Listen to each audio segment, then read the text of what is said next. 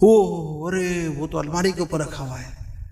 अब घर में मैगजीन रखे हुए हैं, होम स्वीट होम है ना, फिल्मों के मैगजीन रखे हुए हैं, ड्रामों के मैगजीन रखे हुए हैं, फैशन के मैगजीन रखे हुए हैं, तरह तरह के मैगजीन रखे हुए हैं, घर में उल्टी सीधी किताबें रखी हुई हैं।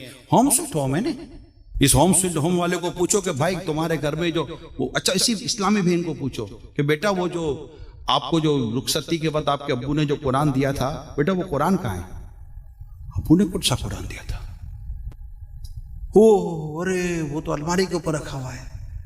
तो बेटा कभी अलमारी के ऊपर से कुरान देखा नहीं है? नहीं देखा नहीं। कभी घर में शादी से पहले नहीं देखा था, शादी के बाद कहां से देखूंगी? कितने अरसे के बाद वो कुरान फिर उस बॉक्स से निकाला जाएगा और माज़अल्लाह उस पर गर्द लगी हुई होगी, मिट्टी लगी हुई होगी। अरे मिट्टी उस पर नहीं, मिट्टी हमारे दिमागों पर लग चुकी है, हमारे किरदारों पर मिट्टी लगी है।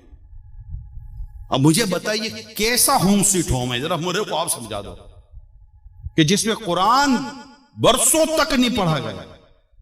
आज इस वक्त भी कई मुसलमानों के घर है, जैसे मैंने कहा ना कि नमाज नहीं पढ़े, कई मुसलमानों के घर मिलेंगे। आप उनसे पूछो तो ना माँ ना बेटा ना बेटी कोई भी घर में कुरान नहीं पढ़ते होंगे। प्यारे इस्लामी भाइयों, अब मैं आपको पूछता हूं, जितने दुख परेशानियां बीमारियां तकलीफें हम रो रहे होते हैं, यार आप मुझे बताइए कि ये सारी तकलीफों को हमने दावत दी है?